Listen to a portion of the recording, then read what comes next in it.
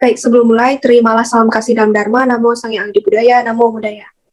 Namo Buddhaya. Namo Buddhaya.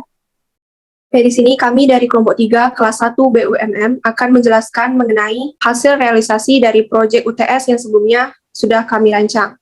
Izinkan saya untuk share PPT-nya terlebih dahulu.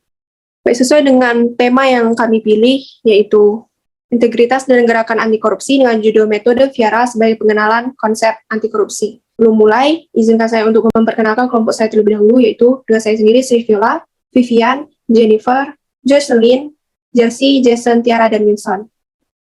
Di sini, pada video kali ini, kami akan menjelaskan mengenai isi dari proposal yang sudah kami rancang, itu dari pendahuluan sampai dengan daftar pustaka.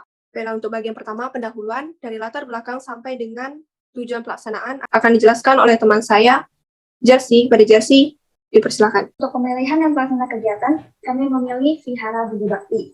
Kami telah melakukan wawancara dan observasi secara langsung pada salah satu pengurus Vihara Budi Bakti pada tanggal 15 Oktober 2022. Dari hasil wawancara tersebut, menunjukkan kesesuaian kriteria dari sifat implementasi proyek akan kami laksanakan. Baik, untuk kegiatan pengabdian kepada masyarakat berkaitan dengan tindakan korupsi. Tindakan korupsi di tanah air menunjukkan kemerosotan nilai moral yang cukup tinggi. Nah, tindakan korupsi bukanlah semata-mata tanggung jawab pemerintah. Namun, semua komponen bangsa, termasuk mahasiswa seperti kita, juga harus ikut bertanggung jawab memberantas korupsi. Pendidikan dan pemahaman mengenai korupsi harus dimulai sejak dini. Mengingat bahwa tindakan korupsi sendiri melanggar Pancasila Buddhis sila kedua dan keempat. Dengan berdasar kepada latar belakang tersebut, kami melakukan sosialisasi dengan memilih tema integritas dan gerakan anti korupsi dengan judul metode Vihara sebagai pengenalan konsep anti korupsi. Nah, tujuan kami melaksanakan kegiatan ini yang pertama, menunjukkan kesadaran dan pemahaman terhadap masyarakat. Yang kedua, supaya masyarakat menyadari dan mengetahui apa aja sih dampak-dampak dari korupsi. Yang ketiga, terciptanya pengamalan sila kedua dan keempat, Pancasila Buddhis dalam kehidupan sehari-hari kita. Dan yang keempat, supaya bangsa kita, bangsa Indonesia, tumbuh menjadi bangsa yang maju dan bebas dari korupsi. Baik, selanjutnya metode pelaksanaan akan dijelaskan oleh teman saya, Jocelyn. Baik, terima kasih, Sri.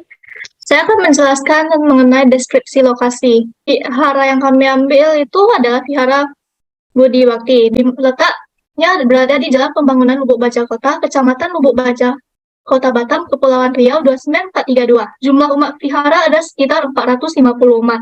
Sedangkan jumlah pengurus Vihara ada sekitar 35 pengurus. Jumlah rohaniawan ada sekitar 3 orang. Jumlah umat laki-laki ada sekitar 200 umat, dan jumlah umat perempuan ada sekitar 250 umat. Partisipan kegiatan yang kami lakukan adalah untuk murid tingkatan SMA dan SMK. Jumlah partisipan adalah 17 murid. Latar belakang pemilihan partisipan kami adalah supaya peserta mendapat pengetahuan dari tema yang disampaikan, serta mulai menanamkan pikiran anti korupsi sejak dini. Sehingga diharapkan melalui proyek yang diadakan ini bukan hanya semata-mata didengarkan, tetapi juga dipraktikkan dalam kehidupan sehari-hari. Alat dan bahan alat yang kami pakai adalah mikrofon, speaker, proyektor, handphone, dan laptop. Sedangkan bahan yang kami gunakan adalah buku, pena, double tape, dan hadiah. Selanjutnya, bagian metode pelaksanaan sampai dengan rincian peran anggota akan dijelaskan oleh teman saya, Jason. Oke, terima kasih, Sri Viola.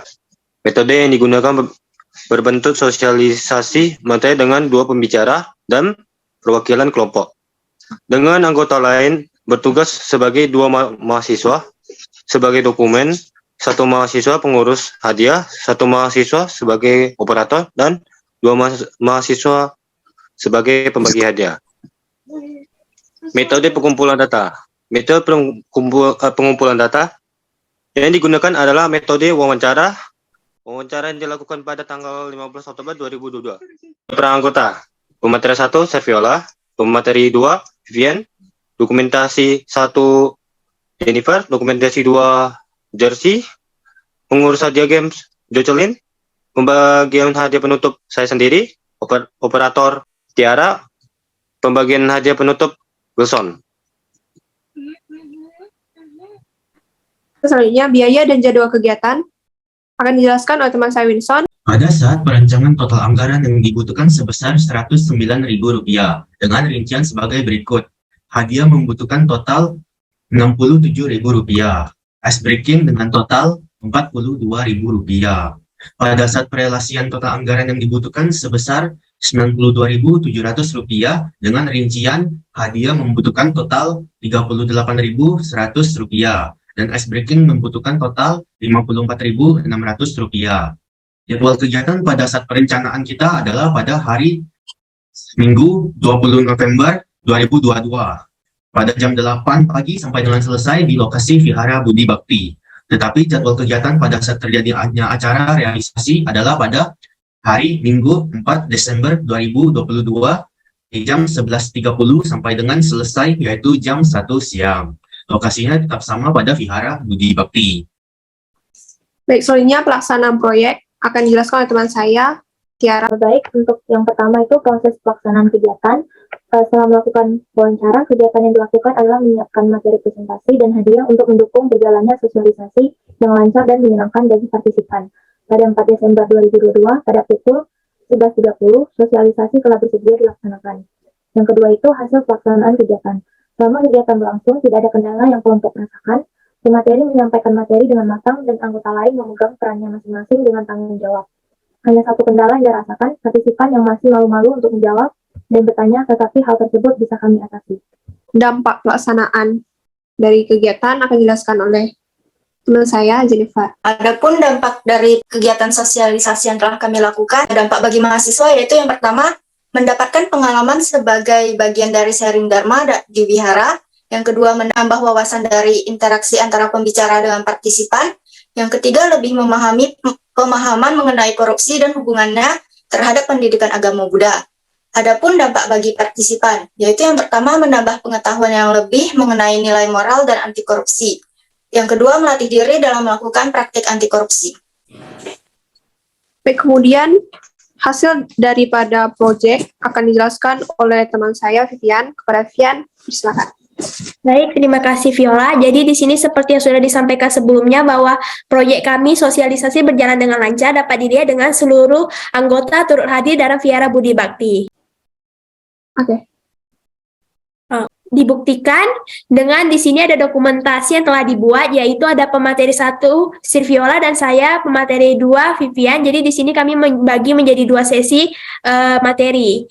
Dex, selain memberikan materi, kami juga memberikan kuis kepada partisipan dengan tujuan agar memastikan apakah partisipan memahami materi yang kami sampaikan dan untuk menarik perhatian mereka. Di sini dibuktikan dengan para partisipan yang berhasil menjawab kuis dan kami juga memberikan hadiah bagi mereka. Next. Setelah rangkaian acara mulai dari sosialisasi hingga kuis, kami juga diberikan sertifikat penghargaan atas partisipasi sebagai pembicara dalam Vihara Budi Bakti ini.